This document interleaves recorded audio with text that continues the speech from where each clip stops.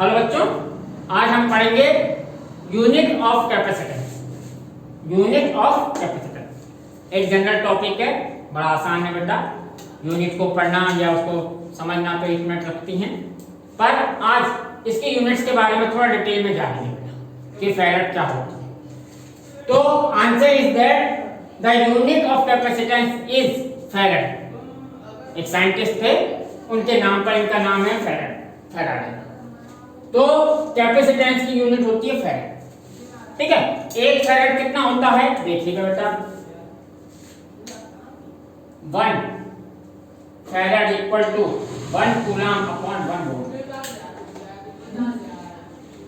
1 farad, इसको F से denote करते हैं फैराड। ठीक है, कैपिटल F से। ये किसके बराबर होती है? 1 कूलम अपॉन 1 वोल्ट। ये फॉर्मूला आपने पढ़ा ना बेटा, Q इक्वल टू CV या Q इक्वल टू CV या C equal to Q upon V। तो आप इससे यूनिट समझ सकते हैं। 1 farad equal to 1 coulomb upon 1। देखिए बेटा, कूलम बहुत बड़ी यूनिट होती है, एक कूलम चार्ज बहुत बड़ा होता है। मैंने आपको फर्स्ट चैप्टर में एग्जाम्पल NCERT एग्जाम्पल NCERT 1.2 में आपको मैंने बताया था, अगर एक बॉडी से दूसरी बॉडी पर, ये कोई फर्स्ट बॉडी है, ये सेकंड बॉडी पर इलेक्ट्रॉन ट्रांसफर हो रही हो, कितने 10 टू द पावर 9 यानी 1 अरब इलेक्ट्रॉन पर सेकंड ट्रांसफर हो रहे हो, तो बेटा 200 ईयर्स लग जाते हैं एक कूलम चार्ज को यहां से यहां तक। तो कूलम काफी बड़ा चार्ज होता है, याद रखिएगा। हम इलेक्ट्रोस्टैटिक्स में बहुत छोटे छोटे चार्जेस पढ़ रहे हैं, micro coulomb, nano coulomb, pico coulomb. ठीक है, याद रखिएगा, एक कूलम बहुत बड़ा चार्ज होता है। तो बेटा ये कूलम बहुत बड़ा चार्ज है, वैसे ही एक फैराड कैपेसिटेंस काफी बहुत बड़ा है, याद रखिएगा। 1 फैराड कैपेसिटेंस बहुत बड़ा है, यानी अगर एक कूलम चार्ज किसी कैपेसिटर पर स्टोर करना है तो उसका कैपेसिटेंस भी बहुत ज्यादा होना चाहिए। कैपेसिटर का कैपेसिटेंस बहुत ज्यादा होना चाहिए। कैपेसिटेंस क्या होता है? Capability to store charge. ठीक है, कोई कैपेसिटर कितनी चार्ज स्टोर कर सकता है, इसी को हम कहते हैं कैपेसिटेंस। तो बेटा मैं यहां पर लिख देता हूं, farad 1 farad is very big unit, very big, बहुत बड़ी। अभी मैं बताऊंगा कितनी बड़ी, वेरी बिग यूनिट। देखिएगा बेटा, अगर मुझे 1 फैराड का कैपेसिटर बनाना है, सपोज मैं इसको क्वेश्चन की फॉर्म में ले लेता हूं।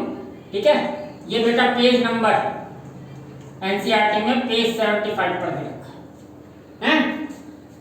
मैं इसको क्वेश्चन की फॉर्म में ले लेता हूं। Calculate the area of plate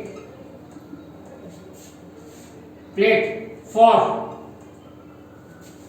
1 farad capacitor, parallel plate है 1 फैराड कैपेसिटर, या पूरा लिख देता हूं पैरेलल प्लेट, क्योंकि कई तरीके के पैरेलल प्लेट कैपेसिटर। ठीक है, कैपेसिटर गिवन भी लिख देता हूं, गिवन सेपरेशन या D इक्वल टू 1 सेंटीमीटर, यानी प्लेटों का सेपरेशन कितना है 1 सेंटीमीटर दिया। तो हमें एरिया ऑफ प्लेट निकालना है, यानी अगर कोई कैपेसिटर है, ये कैपेसिटर, ठीक है। चलिए, ये कैपेसिटर, इसे 1 फैराड का बनाना, कितने का? इसका कैपेसिटेंस कितना बनाना है? C equal to 1 farad. तो इसकी प्लेटों का एरिया कितना होगा ये पूछा, एरिया कितना होगा। ठीक है, इसके अंदर कोई एयर है और पैरेलल प्लेट यहां लिख देता हूं एयर कैपेसिटर। ठीक है, तो इसके प्लेटों का एरिया बताते हैं। तो देखिए बेटा, फॉर्मूला था आपने पढ़ा था सी नॉट एयर कैपेसिटर के लिए, एप्सिलॉन नॉट ए अपॉन डी। यहाँ डी दे रखा है, डी कितना दे रखा है 1 सेंटीमीटर। ये एज्यूम करिए नॉर्मली इनका सेपरेशन इतना ही होता है, ज्यादा नहीं लेते सेपरेशन। तो देखिए बेटा ए कैलकुलेट करने के लिए ए इक्वल टू हो गया C naught D upon epsilon naught A. तो सी नॉट है 1 फैराड, डी है 1 सेंटीमीटर, इसको मीटर में कन्वर्ट कर लीजिए, 10 टू द पावर -2 हो गया 1 सेंटीमीटर का। एप्सिलॉन नॉट की वैल्यू होती है 8.85 into 10 to the power -2। ठीक है, इसे अगर कैलकुलेट करें तो ये करीब आएगा बेटा 1.13 into 10 to the power 9 metre. इतना बड़ा, इतनी बड़ी प्लेट चाहिए। इसको और सोचिए बेटा, सिर्फ 10 टू द पावर 9 को गौर कीजिएगा। आप सिर्फ आंसर निकाल के भूल जाते हैं, सोचते रहिए, दिमाग में लगाते। देखिए ये मीटर स्क्वायर है, इसको मैं किलोमीटर में कन्वर्ट करता हूं। 1.13 into 10 to the power 3, 1 metre equal to होता है 10 to the power -3 किलोमीटर। तो ये हो गया इतना, या इसको ऐसे लिख सकता हूं, ये तो लगभग अप्रॉक्स 1 के इक्वल है। तो ये हो गया बेटा 1000 किलोमीटर स्क्वायर। इतनी बड़ी प्लेट है, इतनी बड़ी प्लेट का मतलब होता है मतलब कि इसकी लेंथ और ब्रेथ का मल्टीप्लिकेशन, एरिया मतलब लेंथ L into B। तो L यानी 32 into 32 करता हूं तो ये करीब आ जाता है बेटा 1024 किलोमीटर स्क्वायर, यानी अप्रॉक्स। यानी कि ये जो प्लेट बनेंगी ये करीब 32 किलोमीटर की बनेगी। बेटा 32 किलोमीटर आप सोच सकते हैं कितनी बड़ी होगी। 32 किलोमीटर का मतलब होता है एक सिटी। जैसे मैं ये जो वीडियोस बना रहा हूँ, मैं आगरा शहर में बना रहा हूँ, आगरा सिटी में बना रहा हूँ। आगरा सिटी की अगर पूरी सोच देखा जाए तो बेटा 32 किलोमीटर में आगरा खत्म हो जाता है, एक से दूरी। तो हमें जो ये प्लेट चाहिए, ये करीब चाहिए होगी 32 किलोमीटर लंबी, 32 किलोमीटर चौड़ी। क्या ये पॉसिबल है? कुछ ही सोच सकते हैं, नहीं, नॉट पॉसिबल, नॉट पॉसिबल। तो इससे आप समझ गए होंगे कि 1 फैराड बहुत बड़ी यूनिट है। 1 farad is very big unit. इतना बड़ा कैपेसिटर बन नहीं सकता। ठीक है, अगर बनाना भी हुआ आपको, हैं, अर्थ वगैरह भी एक तरीके का कैपेसिटर है, बाद में बात करेंगे। पर अगर इतना 1 फैराड का कैपेसिटर बनाना हो तो प्लेट साइज 32 किलोमीटर से 32 किलोमीटर होनी चाहिए। लेंथ भी उसकी 32 किलोमीटर और ब्रेथ भी उसकी 32 किलोमीटर, जो कि पॉसिबल नहीं है। तो इसको याद रखिए, 1 फैराड बहुत बड़ी है। नॉर्मली हम पिको फैराड या micro farad, pico farad, nano farad, इस तरीके के कैपेसिटर यूज करते हैं। ठीक है बेटा, तो सबसे पहली बात तो ये क्लियर हुई कि कैपेसिटेंस की यूनिट होती है फैराड, जो कि काफी बड़ी होती है। इसलिए कैपेसिटर्स को ज्यादातर जो हमारे कैपेसिटर बनाए जाते हैं वो माइक्रो फैराड, पिको फैराड वगैरह के बनाए जाते हैं। ठीक है, 1 फैराड का नहीं हो सकता। अगर 1 फैराड का कैपेसिटर होगा तो देखिएगा बेटा 1 वोल्ट पोटेंशियल देने पर वो 1 कूलम चार्ज स्टोर कर लेगा। सिर्फ 1 वोल्ट का पोटेंशियल दीजिए इसे 1 वोल्ट का पोटेंशियल दे दीजिए। 1 वोल्ट बहुत कम पोटेंशियल होता है बेटा। 1 वोल्ट, छोटी छोटी सी एलईडी बल्ब आप जलाते होंगे ना छोटे, वो 1 वोल्ट 2 वोल्ट के होते हैं। तो आप सोच लीजिए कितना कम होता है। 1 वोल्ट से कुछ भी नहीं फर्क पड़ेगा। अगर 8-10 वोल्ट भी होना तो आपको करंट नहीं लगेगा, कोई झटका नहीं लगेगा, इतना कम होता है। तो 1 वोल्ट तो बहुत कम है। इससे इस पर 1 कूलम है। ठीक है, पर ये पॉसिबल नहीं है। अभी हम और बात करते हैं। देखिएगा बेटा, फैराड तो आपको पता चल गया, बहुत बड़ी यूनिट है। ठीक है, और मैं बताता हूं कैपेसिटर के बारे में। अगर बेटा हमारे पास एक कैपेसिटर है, ये एक कैपेसिटर, 2 कैपेसिटर है सब। ठीक है, पैरेलल प्लेट कैपेसिटर, एक ये रहा और दूसरा ये, एक कैपेसिटर, ये 2 कैपेसिटर। ठीक है, इसका हमारे यहाँ जो फैन वगैरह में कैपेसिटर लगता है वो लगता है बेटा करीब 2 माइक्रोफैराड। कितने का?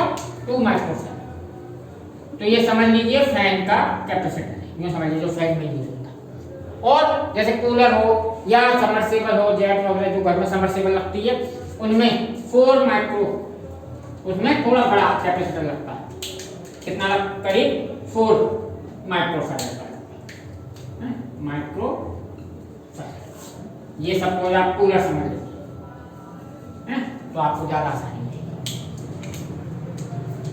ये कैपेसिटेंस दोनों का, ये कैपेसिटर 1 है, ये कैपेसिटर 2 है। अब दोनों को मैं सेम वोल्टेज दूं। सपोज देखिए बेटा, कैपेसिटर अपने आप चार्ज नहीं होता, कैपेसिटर अपने आप चार्ज नहीं होता, उसे चार्ज करना पड़ता है, तो हमें कुछ एक्सटर्नल सोर्स लगाना ही पड़ता है। तो हमने इसे किसी डीसी सोर्स से जोड़ा, 12 वोल्ट की बैटरी लगा, 12 वोल्ट की बैटरी से इसे भी सेम बैटरी लगा, ये समझिए वोल्टेज हमने सेम दी, ठीक है। बैटरी, ये बैटरी भी 12 वोल्ट। देखिएगा बेटा, ये 2 माइक्रोफैराड का है, 12 वोल्ट बैटरी है, तो इस पर चार्ज कितना आएगा, Q इक्वल टू क्या होता है, CV। तो C है बेटा 2 माइक्रो, 2 × 10⁻⁶ और V दे रखा है 12, तो ये होगा 24 × 10⁻⁶, ठीक है, कूलम। इसके ऊपर चार्ज आया 24 माइक्रो कूलम, या ऐसे कह सकता हूँ 24 माइक्रो कूलम का चार्ज आया इस पर। अगर इसके ऊपर के लिए कैलकुलेट करें तो Q इक्वल टू CV से, Q इक्वल टू CV से अगर इसका कैलकुलेट करें तो C है इसका 4 × 10⁻⁶, पोटेंशियल सेम है, तो 848 × 10⁻⁶ कूलम, या कह सकते हो 48 माइक्रो। तो देखिएगा बेटा, जिसका कैपेसिटेंस ज्यादा है वो सेम वोल्टेज के लिए, वोल्टेज सेम है, कांस्टेंट वोल्टेज के लिए ज्यादा चार्ज स्टोर कर सकते हैं। इसने ज्यादा चार्ज स्टोर किया, इसने कम किया, इसने 24 ही किया, इसने 48 कर लिया, इसने 24 किया, इसने 48 कर लिया। It means for constant voltage capacitor having higher capacitance store more charge compare to lesser capacitance, ठीक है। यानी कम कैपेसिटेंस वाले के कंपेयर ज्यादा कैपेसिटेंस वाला कैपेसिटर ज्यादा चार्ज स्टोर करेगा, सेम पोटेंशियल, सेम पोटेंशियल, ठीक है। तो सेम पोटेंशियल, इसको हमेशा याद रखिएगा कि चार्ज पोटेंशियल सेम हो, अगर इसका कैपेसिटेंस ज्यादा होगा उस पर ज्यादा चार्ज आएगा, जिसका कैपेसिटेंस कम होगा उस पर कम आएगा, ठीक है। एक और बात, अगर जैसे ही हमने इसको बैटरी दी, इसके ऊपर प्लस चार्ज आ गया, इसका प्लस टर्मिनल, इस पर माइनस आ गया, ठीक है ना, ये प्लस टर्मिनल है, ये माइनस है, ऐसे इस पर हुआ है। अभी हम डीसी की बात कर रहे हैं बेटा, इसमें एक चीज और बात है, ये डीसी वोल्टेज है, ठीक है, बैटरी लगा दी। एसी के लिए अलग केस हो जाएंगे, नॉर्मली कैपेसिटर एसी पर भी वर्क करता है, एसी के लिए मैं बताऊंगा, डिटेल आपको मिलेगी 7th चैप्टर में, पर अभी डीसी से समझिए, ठीक है। इसमें 12 वोल्ट का पोटेंशियल है।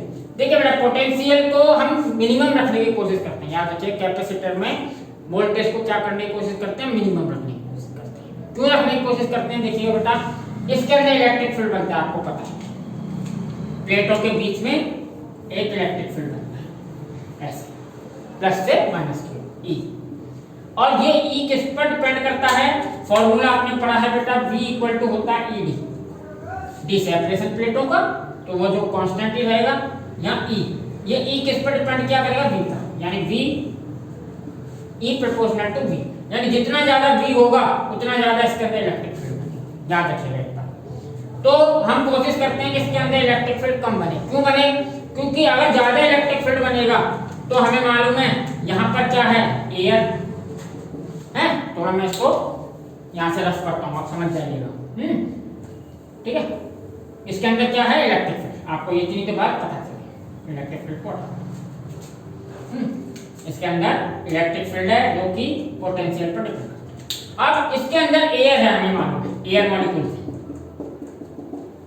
ये एयर मॉलिक्यूल्स है। अगर बेटा पोटेंशियल बहुत ज्यादा होता है तो इलेक्ट्रिक फील्ड ज्यादा होगा, अगर इलेक्ट्रिक फील्ड ज्यादा होगा तो ये जो एयर मॉलिक्यूल्स हैं, ये क्या है अभी, एयर मॉलिक्यूल्स, ये एयर मॉलिक्यूल्स को आयोनाइज कर देता है, एयर मॉलिक्यूल्स हैं, ठीक है, प्लस और माइनस चार्ज दोनों इक्वल होता है, पर जैसे ही अगर इलेक्ट्रिक फील्ड ज्यादा होगा तो ये इसमें से इलेक्ट्रॉनों को अलग कर देगा और यहाँ पे क्या बचेंगे पॉजिटिव आयन। इधर क्या बचेगा पॉजिटिव आयन, आयनाइज कर दिया, यूं समझिए। ऐसे सारे मॉलिक्यूल्स को कर सकता है। तो इलेक्ट्रॉन तो इलेक्ट्रिक फील्ड के अपोजिट डायरेक्शन में मूव करेंगे, या ये कह सकते हैं प्लस प्लेट की तरफ, और आयन जो पॉजिटिव चार्ज है वो नेगेटिव प्लेट की तरफ मूव करेंगे। अगर इस प्लेट के ऊपर इलेक्ट्रॉन आ गया या नेगेटिव चार्ज आ गया तो प्लेटों का क्या हो जाएगा, प्लेटों का जो चार्ज है, जो प्लेटों पर चार्ज स्टोर होता है वो थोड़ा कम हो जाएगा। अगर नेगेटिव आया तो न्यूट्रलाइज कर देगा, ठीक है। ऐसे ही अगर प्लस चार्ज यहाँ चला गया तो ये नेगेटिव चार्ज, प्लेटों के नेगेटिव चार्ज को न्यूट्रलाइज कर देगा। पूरा न्यूट्रलाइज नहीं करता, कुछ न्यूट्रलाइज कर देगा। पर अगर हम पोटेंशियल को इंक्रीज करते गए तो इलेक्ट्रिक फील्ड भी इंक्रीज हो जाएगा और ये एयर और ज्यादा आयोनाइज होगी, बहुत ज्यादा चार्ज प्लेटों की तरफ ट्रांसफर होगा और फिर ये न्यूट्रलाइज होगी। तो हम एक कोशिश करते हैं कि पोटेंशियल को मिनिमम रखें, ठीक है, मिनिमम कोशिश करते हैं, जैसे कि अंदर की प्लेटों पर अंदर की एयर आयोनाइज ना हो। अगर वो आयोनाइज हो गई, एयर हो या कोई भी डाइलेक्ट्रिक हो, अगर वो आयोनाइज हो गई तो माइनस चार्ज स्प्रेड पर आ जाएगा तो वो इसके प्लस चार्ज को कम कर देगा, और इस पर प्लस चार्ज आ जाएगा तो ये माइनस चार्ज को कम कर देगा, ठीक है। इस बात को याद रखिएगा। एक चीज और इसी पर बेस्ड है डाइलेक्ट्रिक स्ट्रेंथ। क्या है बेटा, डाइलेक्ट्रिक स्ट्रेंथ। उसे भी मैं यहाँ पर थोड़ा सा रफ कर आपको पहले लिख देता हूँ, फिर समझाता हूँ, जो इसी से रिलेटेड है, डाइलेक्ट्रिक स्ट्रेंथ, ठीक है। इसको हटा दो। तो इतनी बात आपको क्लियर बेटा कि इसकी यूनिट होती है फैरेड, जो कि काफी बड़ी होती है। 1 फैरेड का कैपेसिटर बनाना हो तो हमें 30/30 किलोमीटर की प्लेट चाहिए होंगी, जो कि पॉसिबल नहीं है। इससे आप पता कर सकते हैं, समझ सकते हैं कि 1 फैरेड बहुत बड़ी यूनिट होती है, ठीक है। नॉर्मली हम माइक्रोफैरेड, पिकोफैरेड, नैनोफैरेड टाइप के रेंज के कैपेसिटर रखते हैं। एक और बात, सेम पोटेंशियल के लिए जिसका कैपेसिटेंस ज्यादा हो वो ज्यादा चार्ज स्टोर करेगा, जिसका कैपेसिटेंस कम होगा वो कम चार्ज स्टोर करेगा। अब एक बात और है डाइलेक्ट्रिक स्ट्रेंथ, जिसे मैं यहां से रफ करके आपको समझाता हूं, बस इसमें थोड़ा सा इतना है।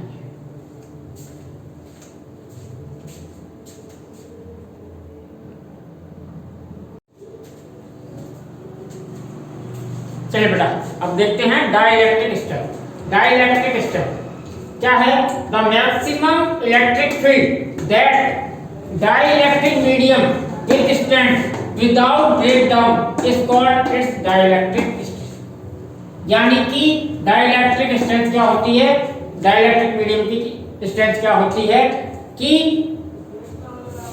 वो maximum electric field maximum electric field जिसे डाइलेक्ट्रिक मीडियम संभाल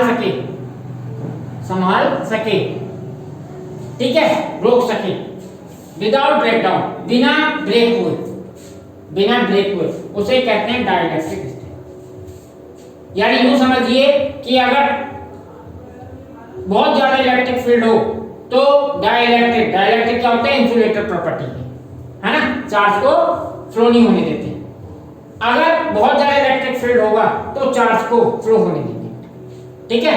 या ये कहेंगे वो इंसुलेटर नहीं रहेंगे, वो कंडक्टर बन जाएंगे, ब्रेकडाउन हो जाएंगे। ब्रेकडाउन का मतलब वो इंसुलेटर ना रह के अब क्या हो जाएंगे, कंडक्टर हैं। इंसुलेटर की जगह क्या प्रॉपर्टी आ जाएगी, कंडक्टर की, या ब्रेक हो जाएंगे। उस लिमिट को, उस इलेक्ट्रिक फील्ड की मैक्सिमम वैल्यू को ही डाइलेक्ट्रिक स्ट्रेंथ है, ठीक है। जैसा मैं अभी यहाँ पर आपको एक्सप्लेन कर रहा था कि वोल्टेज बढ़ने पर, वोल्टेज या इलेक्ट्रिक फील्ड, जैसे मैं पहले बताता हूँ। फॉर एयर के लिए अगर बात करें, फॉर एयर डाइलेक्ट्रिक स्ट्रेंथ कितनी होती है बेटा? ये होती है 3 × 10⁶ वोल्ट पर मीटर, इतनी होती है, ठीक है। ये एयर की डाइलेक्ट्रिक स्ट्रेंथ है। अगर इससे ज्यादा इलेक्ट्रिक फील्ड, एयर क्या है, एयर में चार्ज फ्लो नहीं होता, याद रखिएगा। देखिए बेटा, आप जहां भी कहीं भी बैठे होंगे हर तरफ इलेक्ट्रिसिटी के वायर होंगे, वायर में ही करंट या कहेंगे इलेक्ट्रिसिटी फ्लो होती है। वहां से वायर में से कोई चार्ज बाहर निकल कर ऐसा नहीं कि हवा में फैल जा रहा हो या हम तक पहुंच जा रहा हो, समझ गए ना मेरी बात, क्योंकि एयर इंसुलेटर होती है, एयर में चार्ज फ्लो नहीं होता। पर अगर इससे ज्यादा इलेक्ट्रिक फील्ड होगा, ये इसकी स्ट्रेंथ है एयर की, डाइलेक्ट्रिक स्ट्रेंथ, अगर इससे ज्यादा इलेक्ट्रिक फील्ड लगा दी, काफी बड़ा इलेक्ट्रिक फील्ड है 10⁻⁶ से याद रखिएगा, इतना हैवी इलेक्ट्रिक फील्ड लगा दिया तो बेटा एयर में भी चार्ज फ्लो हो जाए, याद रखिएगा, फिर वो एयर इंसुलेटर नहीं है। इसी को कहते हैं डाइलेक्ट्रिक स्ट्रेंथ ऑफ एयर। अगर इसकी बात, इसकी कॉरस्पॉन्डिंग पोटेंशियल की बात करें तो for D equal to 1 centimetre, अगर कैपेसिटर की प्लेटों के बीच सेपरेशन 1 सेंटीमीटर हो तो बेटा हमें मालूम है V बराबर क्या होता है ED, V इक्वल टू क्या होता है ED कैपेसिटर के अंदर, तो E है 3 × 10⁻⁶ और D क्या 1 सेंटीमीटर यानी 1 × 10⁻⁻², यानी ये हो गया 3 × 10⁴ वोल्ट।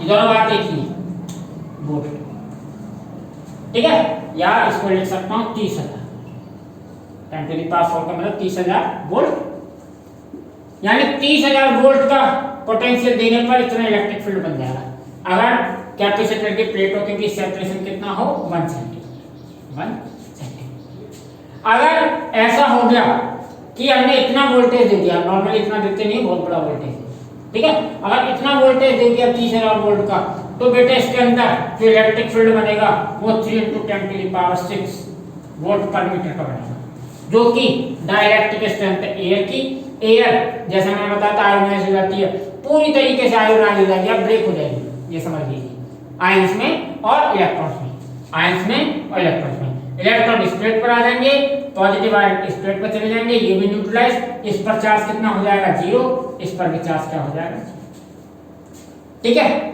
तो हम कोशिश करते हैं कि वोल्टेज को कैपेसिटर में पोटेंशियल हमेशा कितना होना चाहिए, उसकी ब्रेकडाउन लिमिट्स कब, ठीक है। तो अब कैपेसिटर के बारे में आपको जो जो चीज पता चली मैं बताता हूं। कंस्ट्रक्शन पर्पस से हमें ये पता है कि कैपेसिटेंस, पैरेलल प्लेट कैपेसिटर का कैपेसिटेंस C = K ε0 A/d होता है, ठीक है, यानी कि C कब कब बढ़ेगा, C कब कब इंक्रीज होगा, जब K इंक्रीज हो, ये तो कांस्टेंट है, C इंक्रीज होगा अगर A इंक्रीज हो, C डिक्रीज हो, C इंक्रीज कब होगा, तब D डिक्रीज हो, ठीक है, ये इनवर्सली है। इतनी बात पता चल गई आपको, है ना, कि ये है, ये कंस्ट्रक्शन पर्पस से आपको समझ आया। कैपेसिटर इन चीजों पर डिपेंड करता है कि shape and size of capacitor and dielectric medium between the plates, इन 3 चीजों पर डिपेंड करता है कैपेसिटर, ठीक है। अब कैपेसिटर जो चार्ज स्टोर करता है वो किस चीज पर डिपेंड करेगा, C ज्यादा तो Q भी ज्यादा होगा, ये याद रखिएगा। For constant VT, constant voltage के लिए, ठीक है ना, जिसका C ज्यादा उसका Q भी ज्यादा होगा कांस्टेंट वोल्टेज के लिए, ठीक है, और जिसका कम होगा, ठीक है।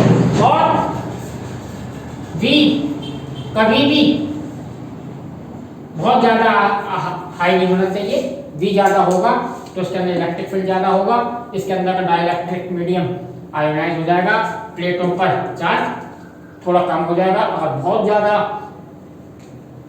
पोटेंशियल है तो बहुत ज्यादा इलेक्ट्रिक फील्ड बनेगा और ये प्लेटें ऑलमोस्ट न्यूट्रलाइज हो जाएगी, ठीक है। तो इन बातों को याद करते हुए कैपेसिटर को समझिएगा। अब इसके बाद हम और भी कैपेसिटर के, पैरेलल प्लेट कैपेसिटर के बारे में बात करेंगे कि उन्हें किस तरीके से चार्ज किया जाता है, प्लेटें कैसे लगाई जाती हैं, ये सब। एक और बात मैंने बताया कि ये डीसी वोल्टेज लिया है, अगर बेटा ये चैप्टर 7 में पढ़ेंगे कि अगर, फिर मैं बता देता हूँ आपको, अगर इसमें एसी वोल्टेज लगा दें, एसी, तो बेटा आपको मालूम है एसी वोल्टेज में एक साइकिल में ये प्लस रहता है, ये माइनस रहता है, दूसरी साइकिल में फिर ये माइनस हो जाता है, ये प्लस होता है, ये बदलता रहता है, आपको मालूम है प्लस माइनस। तो बेटा एक साइकिल में ये चार्ज होगी यानी प्लस आएगा, दूसरी साइकिल में डिस्चार्ज होगी, फिर प्लस चार्ज होगी, डिस्चार्ज होगी। ये बात बेटा हम चैप्टर 7 एसी करंट